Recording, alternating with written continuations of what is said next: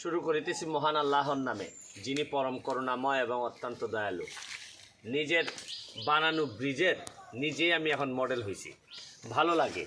রোজার দিনে নিজে রোজা রাখছি এবং সাথে সদগায়ে জারিয়া হিসাবে মানুষের জন্য কাজ করতে পারতেছি। আজকে আমার 44তম ব্রিজের ঢালাইয়ের কাজ শুরু হবে।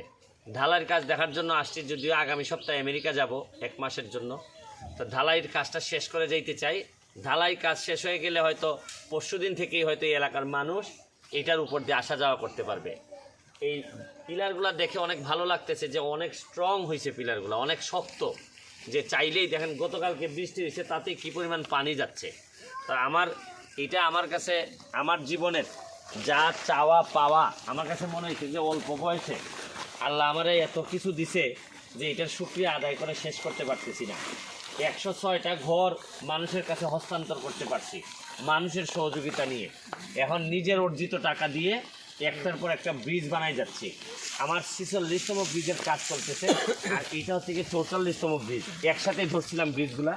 আমি আপনাদেরকে দেখাই, এই যে একটু পরে এখানে কি শুরু হবে, এই আপনার ঢালাইয়ের কাজ শুরু হবে।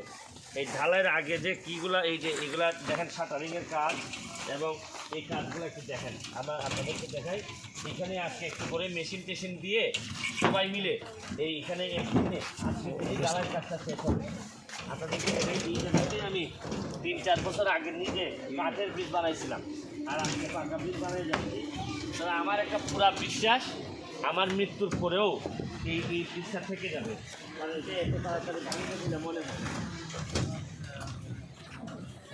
দেখেন এই জায়গাটা এত সুন্দর, আপনারা এই জায়গাটা দেখতে পারেন। এই জায়গাটা এত সুন্দর, এটা আমার নিজের বাড়ি থেকে প্রায় 6-7 কিলোমিটার দূরে, অনেকটা কালেঙ্গা ফরেস্টের পাশে। এটা অনেক গহীন জঙ্গল। এই জঙ্গল বলতে পারেন জঙ্গলের আগেই এটা অনেক মানুষের উপকার হবে। আপনারা দেখতে পাচ্ছেন যে কিছু মানুষ এখানে আছেন যারা এই ব্রিজ ব্যবহার করবেন। বাচ্চারা স্কুলে যাবে, মাদ্রাসায় যাবে, আর এখান থেকে এই পারে মসজিদ এবং এই যে লাশ আনা নেয়া করা হবে। এটা আগে এই যে দেখেন, এই আপনাদেরকে আরেকটা জিনিস দেখাই, ওই যে ছোট্ট একটা বাঁশের কি ছিল, এটা কিন্তু পানিতে ভেঙে গেছে দেখেন, এখন কিন্তু আর নাই। এর মানে এই এলাকার মানুষ যে আসা যাওয়া করতো ওই সাইড দিয়ে, তাও এখন বন্ধ হয়ে গেছে, কারণ কালকে বৃষ্টি হয়েছে। আর এই পুরা 6 মাসই বৃষ্টির সময়টা কিন্তু পুরাই আপনার এই দিকে আর যাওয়া আসা খুব কঠিন হয়ে যাবে। এটা আমার এই ব্রিজটা এইখানে আমার কাছে মনে হয়েছে যে এইটাই হচ্ছে গিয়ে মানে আমার জন্মস্থানের জন্য এটা আমার একটা বড় পাওয়া। আমি আমাকে যারা ফলো করেন সারা বাংলাদেশের অনেক তরুণ আছেন, তাদেরকে বলবো নিজের এলাকায়